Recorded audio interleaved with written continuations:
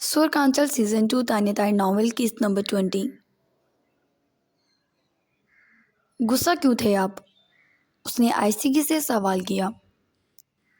وہ تو ڈیڈ پر آ جاتا ہے، وہ بولا اور کھاتا رہا۔ اپنے والد پہ اس طرح بھڑکنا اچھا نہیں، لائبہ نرمی سے بولی۔ تو اور کیا کروں؟ ایک ہی بات کے پیچھے پڑے ہیں، وہ سر جھٹک کر بولا۔ لائبہ چپ رہی، ادھر ادھر دیکھنے لگی۔ حیدر نے سر اٹھایا۔ تو وہ تمہارا فیونس دوبارہ دکھائی نہیں دیا؟ وہ میری فیونسی نہیں ہے، اور کس طرح بتاؤں آپ کو؟ وہ ذرا غصے سے بولی۔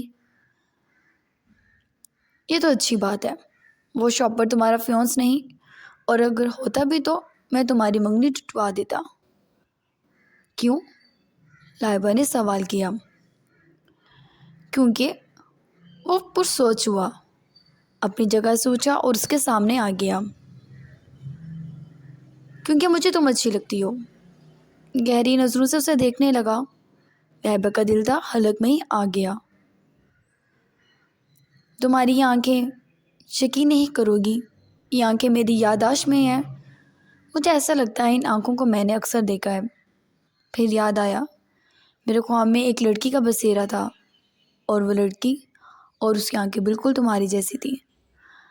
اور جب سے تمہیں دیکھا ہے دوبارہ وہ خواب نہیں آیا۔ سونے کا دل نہیں کرتا، آنکھیں دروازے پہ لگی رہتی ہیں۔ ایسا نہیں ہے میں یہ سب باتیں پہلی بار کسی لڑکی سے کہہ رہا ہوں، لیکن دل سے شاید کسی کے لیے پہلی بار نکل رہی ہیں۔ وہ نرمی سے اس کا ہاتھ تھام گیا۔ لائبہ کی آنکھوں میں ہلکی ہلکی نمی تیرنے لگی۔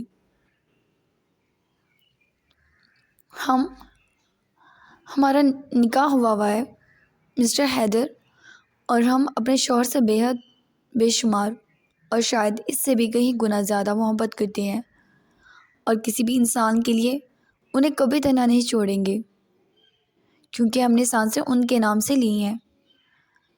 ان کے ساتھ کو سوچا ہے، انہیں بن دیکھے چاہا ہے، اور دیکھنے کے بعد عشق کیا ہے۔ اتنی سختی محبت میں کسی اور کے آ جانے سے فرق نہیں پڑے گا،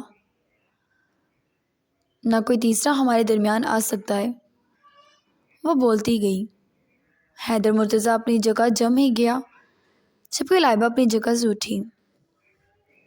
اپنا خیال رکھے گا، آپ کی صحت بہت سارے لوگوں کے لیے ضروری ہے، وہ کہہ کر باہر نکل گئی، جبکہ حیدر کو لگا اس کے سر پہ کوئی ہتھوڑے مار رہا ہو۔ بے ساختہ ناک گلی سی ہوگی، اور اس نے چکاتے سر سے بس پہلی بار اپنی ناک سے بہتا خون دیکھا تھا۔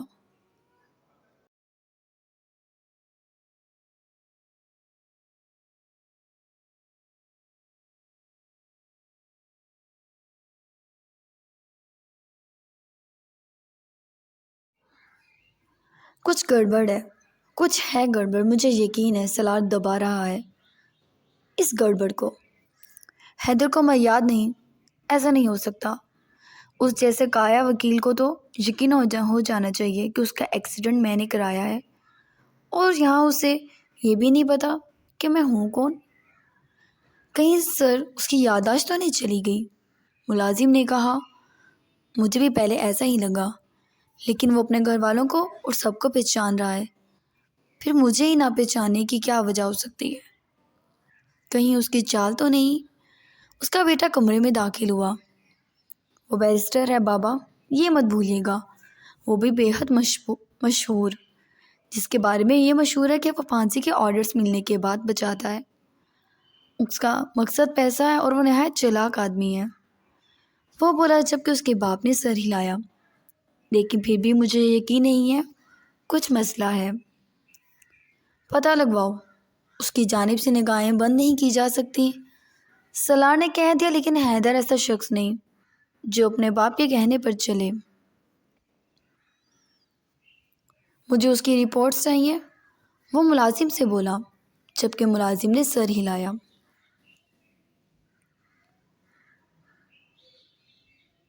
بابا، کوئی کمزوری اس کی ہمارے ہاتھ لگنی چاہیے۔ اس کے بعد حیدر مرتضیٰ کو نچا نہ دیا تو نام بدل دینا۔ اسے نچانے کے لیے تمہارا باپ کافی ہے. تم اپنی منگنی پر دھیان دو. وہ مسکرائے تو وہ بھی مسکرا دیا.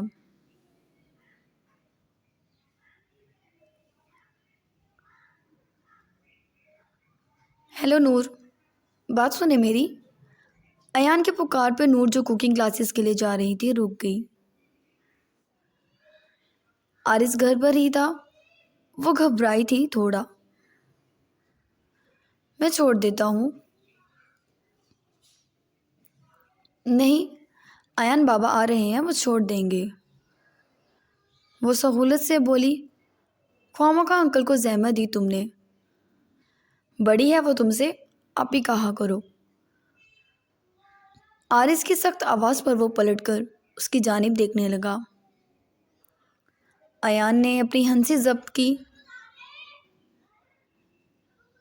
ماموں، ضروری تو نہیں ہر بڑا آپ کا بہن بھائی ہو، لیکن نور تمہاری بہن ہی ہے. نور کو اندر بیٹھنے کا کہہ کر وہ وہاں سے خود بھی گاڑی میں بیٹھ گیا، جبکہ ایان خاموشی سے ان کی جاتی ہوئی گاڑی کو دیکھنے لگا. نور خفیف سی ہو گئی. بیٹے، میں چاہتا ہوں اب تمہاری شادی ہو جائے. آرس کی بات پر نور نے سر ہلا دیا. کسی کو پسند کرتی ہو؟ اس نے سوال کیا. نہیں بابا، جس کو آپ چاہیں. میں نے ہمیشہ تمہاری پسند کو اہمیت دی ہے، لیکن اپنے اسٹینڈرڈ کا لڑکا تمہیں ملے یہی خواہش کی ہے. ساری مجھے پسند ہے. تمہارا ہم عمر ہے اور بہترین لڑکا ہے. آرس بولا تو نور نے ایک دم سر اٹھایا. اسے ساری میں دلچسپی نہیں تھی. تمہیں کوئی اعتراض ہے؟ آرس نے سوال کیا. نہیں، وہ پھیکا سا ہنسی. پھر تو کوئی مسئلہ ہی نہیں. میں بلاتا ہوں اس کی فیملی کو. منہا کے ساتھ ہی تمہاری رخصتی کی بات بھی چھیڑتے ہیں. اتنی جلدی بابا؟ بیٹا، اب بڑی ہو گئی ہو. آپ کی شادی سب سے پہلے ہونی چاہیے تھی. وہ بولا تو نور خاموش ہو گئی. جبکہ آرس چھوڑ کر جا چکا تھا کہ اب وہ سارم کی فیملی کو بلائے گا جلد از جلد. حیدر کی طبیعت کافی خراب ہو چکی تھی. لائبہ مسلسل رو رہی تھی. آخر اس نے یہ بکواس کیوں کی تھی؟ وہ خوش تھا. وہ اسے خوش رہنے دے سکتی تھی. وہ کسی سے بات نہیں کر رہا تھا، ہر کسی سے جھگڑ رہا تھا. سالار، زریاب، زیمل، یہاں تک کہ کسی کو بھی کمرے میں داخل ہونے نہیں دے رہا تھا. ایان، نور، منہا سب نے کوشش کی تھی، لیکن جب کوئی کمرے میں داخل ہوتا وہ چیزیں اٹھا کے پھینکنا شروع کر دیتا. تبھی ڈاکٹر کامران نے سب کو منع کر دیا تھا. جب تک وہ خود نہیں چاہتا کوئی نہیں جائے گا. اور حقیقت صرف لائبہ جانتی تھی، جبکہ وہ خوفزدہ سی چھپ گئی تھی. رشا نے اتنے دنوں میں پہلی بار اس کی طبیعت پوچھنے آئی تھی. سب باہر بیٹھے تھے، متفکر تھے. کیا ہوا ہے بابا؟ رشانے نے زین کی جانب دیکھا. کچھ نہیں بیٹے، بس بھائی کی طبیعت نہیں ٹھیک، دعا کرو آپ. زین پریشانی سے بولا. سالار کا بس نہیں چل رہا تھا. کمال کے جا کر اتنی ٹکڑے کرے. اس کے بیٹے کو کہاں پہنچا دیا تھا اس نے. ایک بندہ متفکر تھا. وہ اندر ہے؟ رشانے نے پوچھا.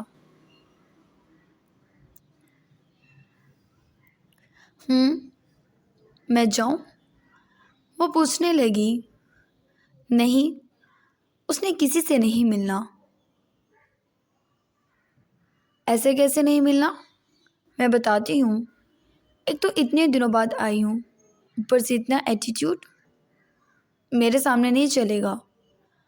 وہ بھڑکتی ہوئی اٹھی اور کوئی روکتا کہ گڑاب سے اندر گھس گئی۔ ذرا پریشانی سے اٹھا۔ حیدر غصے سے بھرا بیٹھا تھا، اسے نقصان نہ پہنچا دے۔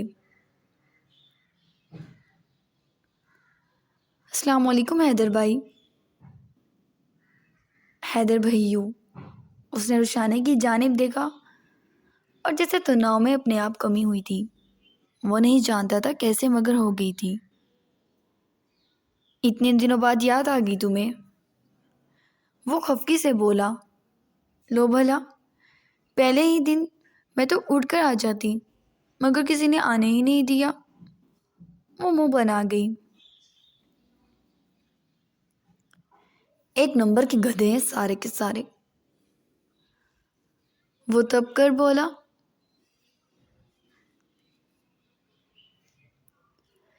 ٹھیک کہہ رہے ہیں آپ، وہ تو خود غصے میں تھی، حمایت کرتی بولی۔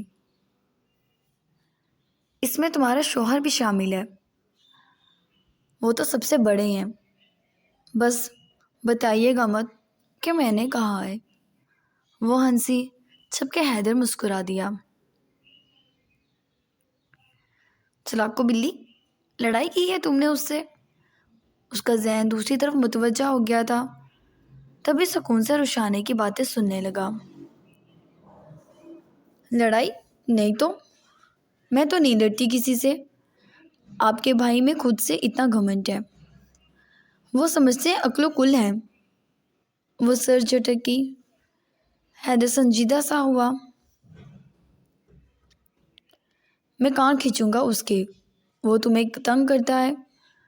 وہ بولا تو رشانے دل پر ہاتھ رکھ گئی۔ ایک آپ ہی ہیں میرے اصل بھائی، بس کریک ہے آپ کے بھائی کی ایک رگ، ذرا بس وہ ٹھیک کر دیں۔ ہاں یہ تو مجھے بھی پتا ہے، بالکل ڈیڈ پر گیا ہے، کھپتی بڈھی رو۔ وہ بولا تو رشانے ایسی ہی نہیں کہتی تھی، حیدر اس کا فیوریٹ ہے۔ کیونکہ حیدر کے پاس سیم وہی باتیں تھی جو رشانے کے پاس تھیں۔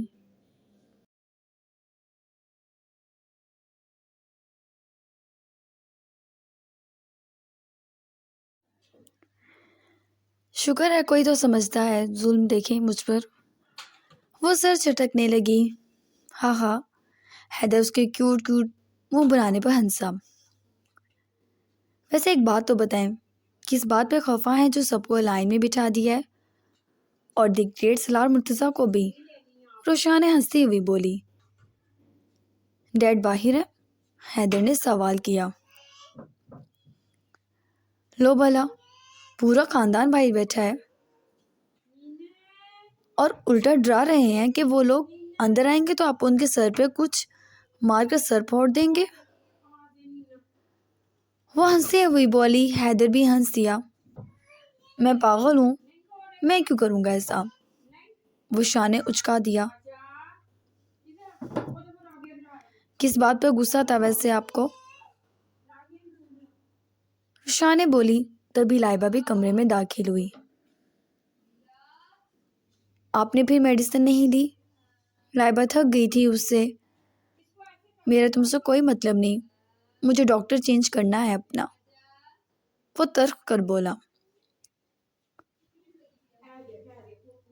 لائبہ لب دبا گئی۔ لیکن یہ تو بہت پیاری ڈاکٹر ہے حیدر بھائی۔ شانے نے جلدی سے حمایت لی۔ اتنی ہی سنگ دل اور بے رحم، اور وہ رک گیا۔ ہیں واقعی آپ سنگ دل ہو، بے رحم ہو؟ رشانے نے آنکھ دبائی۔ لائبہ نے ہلکا سا گھورا۔ اگر آپ سب کی باتیں ختم ہو گئی ہوں تو ہم کام کرنے آئے ہیں۔ آپ دوائی لے لیں گے تو بیمار آپ دوائی نہیں لیں گے تو بیمار رہیں گے مسٹر حیدر۔ آپ ہمیں تنگ کر رہے ہیں اب، وہ بولی، جبکہ حیدر نے سر جھٹکا۔ ڈاکٹر چینج ہو گئے تو دوائی بھی لے لوں گا، اور ٹھیک ہوگا یہاں سے دفع بھی ہو جاؤں گا۔ زیادہ میری فکر میں اپنی جان ہلکان کرنے کی ضرورت نہیں ہے، وہ بولا۔ رشانے ہنسی روک رہی تھی۔ لائبہ نے گہرا سانس بھرا۔ آپ کو کیا شکایت ہے مجھ سے؟ وہ بالآخر پوچھنے لگی۔ وہ بار بار دوائی روکتا تو ٹھیک نہیں تھا، کل بھی اس کی ناک سے خون نکلنے لگ گیا تھا۔ ایک حیدر اسے سنبھالنا مشکل ہو گیا تھا۔ سر سے پاؤں تک کسی اور کی ہو اور شکایتیں مجھ سے پوچھ رہی ہو۔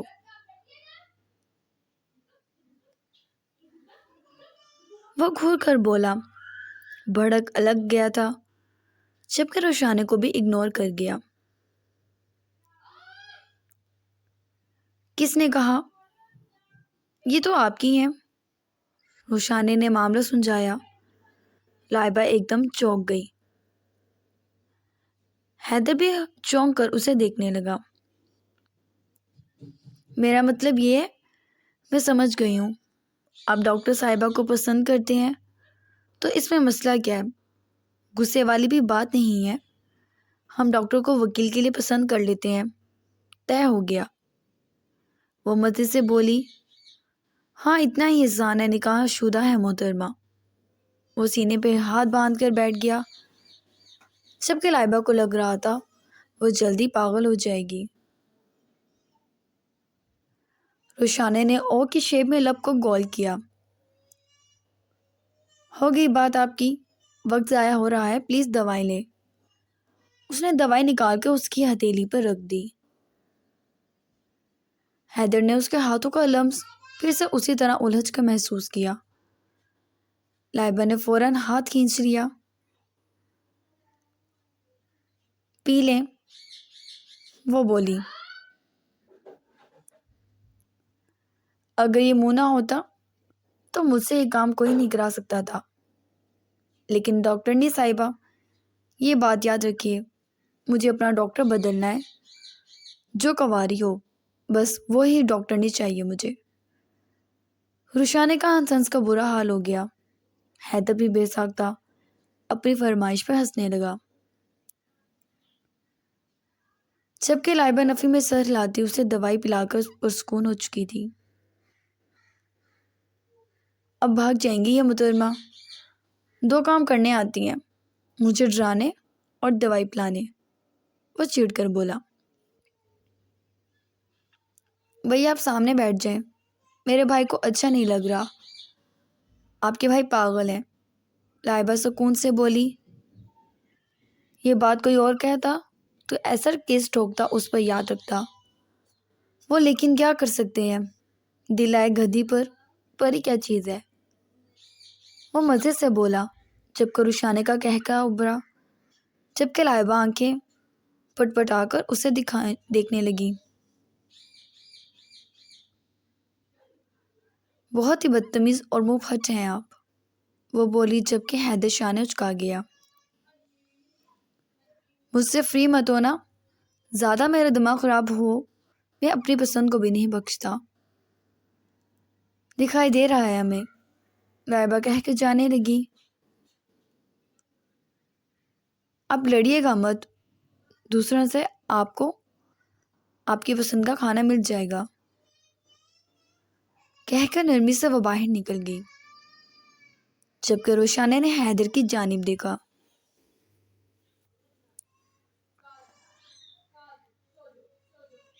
یار، وہ ایک دم بستر پہ گرا۔ میرا دل کیوں آیا اس پر؟ وہ روشانے کو دیکھنے لگا۔ تو آپ کوئی طریقہ ڈھونڈے، مجھے بھی میری بھابھی پسند آ گئی ہے، روشانے نے کہا جبکہ حیدر پرسوچ ہو گیا۔ کیا وہ ساریم نام کا لڑکا اس کا شوہر ہے؟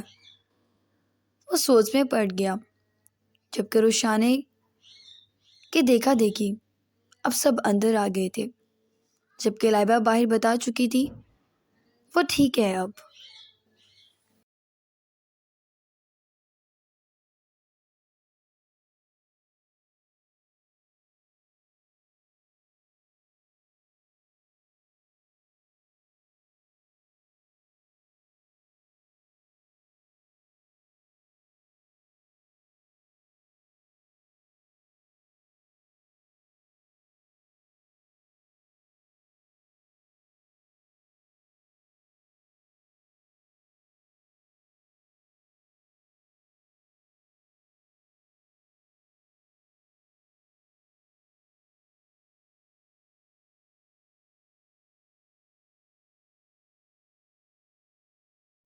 چائے پی لو۔ روشانہ ہاسپٹل کی لابی میں کھڑی ویٹ کر رہی تھی۔ ذہن کا تبھی ذریعہ نے اس کی جانب کب بڑھایا۔ میں اس قابل ہوں کہ آپ کے ساتھ کچھ کھا پی سکوں؟ روشانہ نے جلدی آنکھوں سے اسے دیکھا۔ پلیز روشانہ، مجھے تنگ مت کرو، میں سب ٹھیک کرنا چاہتا ہوں۔ بابا آلریڈی بہت پریشان ہے۔ حیدر بھائی آپ سے بہت زیادہ اچھے ہیں اور آپ مجھے بالکل اچھے نہیں لگتے۔ اور آپ؟ وہ غصے سے کہہ کے جانے لگی جبکہ ذریعہ نے اس کی کلائی تھام لی۔ کیا معافی مانگوں؟ تب مانو گی؟ وہ بولا جبکہ روشانہ حیرانگی سے پلٹی۔ مانگے؟ وہ سکون سے بولی جبکہ ذریعہ کے لیے مشکل ہو گیا۔ آپ نہیں مانگ سکتے۔ وہ طنزیہ مسکرا کر چلی گئی۔ چیلنج نہ کرو مجھے۔ کر دیا، روشانہ نے اس کی آنکھوں میں دیکھ کر کہتی وہاں سے چلی گئی، کیونکہ ذہن بھی آگے سے آ گیا تھا۔ سرار کار ڈرائیو کر رہا تھا۔ زیمل کی سوسوں کی آواز پر اس نے چڑھ کر اس کی جانب دیکھا۔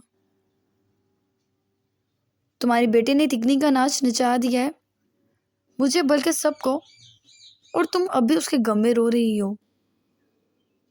آپ کو تو کوئی مسئلہ ہے شروع دن سے میرے بیٹے سے؟ وہ غصہ کرنے لگی۔ ہاں، اپنی اولاد سے ہی مسئلہ ہے مجھے، بہت اچھے۔ وہ نفی میں سر ہلانے لگا۔ اب کیا ہوگا سالار؟ کیا وہ کمال ہماری زندگی سے نکل گیا؟ وہ فکر مندی سے بولی۔ کبھی بھی اسی بات پہ پریشان ہے جو حیدر کو اتنا بڑا نقصان پہنچا سکتا ہے۔ وہ بہت کچھ کر سکتا ہے۔ میں نے پہلے ہی روکا تھا اسے، مگر اس کے بھیجے میں کوئی بات نہیں ٹھہرتی۔ بد دماغ، گھمنڈر آدمی۔ وہ بھڑکا۔ دیمل اسے گھورنے لگی۔ گھورو مت مجھے، وہ بولا۔ اتار دے مجھے واپس آنا ہی نہیں چاہیے تھا آپ کے ساتھ۔ آپ بس میری بیٹی کی برائی کرتے ہیں۔ لائبہ کو دیکھا تم نے وہ کس طرح خیال رکھ رہی ہے؟ سالار نے بات بدلتے مسکراتے ہوئے کہا۔ ہاں لیکن مجھے دکھ ہوتا ہے۔ سالار حیدر لائبہ سے نفرت کرتا ہے اور صرف ہماری غلطی کی وجہ سے ہم نے واقعی اس پر زیادتی کی ہے۔ بابا کی وفات پر بھی۔ زیمل مجھے پرانی باتیں نہیں دہرانی۔ وہ جیسے اس موضوع پر بات ہی نہیں کرنا چاہتا تھا۔ زیمل خاموش ہو گئی۔ کمال والے معاملے میں کچھ سوچنا پڑے گا، تم پریشان مت ہو۔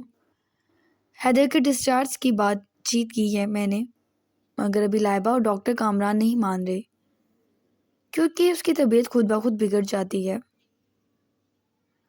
اور اسے یاد بھی نہیں رہتا کہ اس کی طبیعت خراب ہوئی تھی۔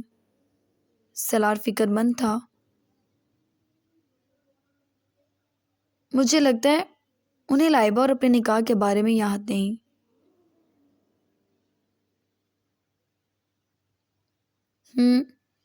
ایسا ہی لگ رہا ہے۔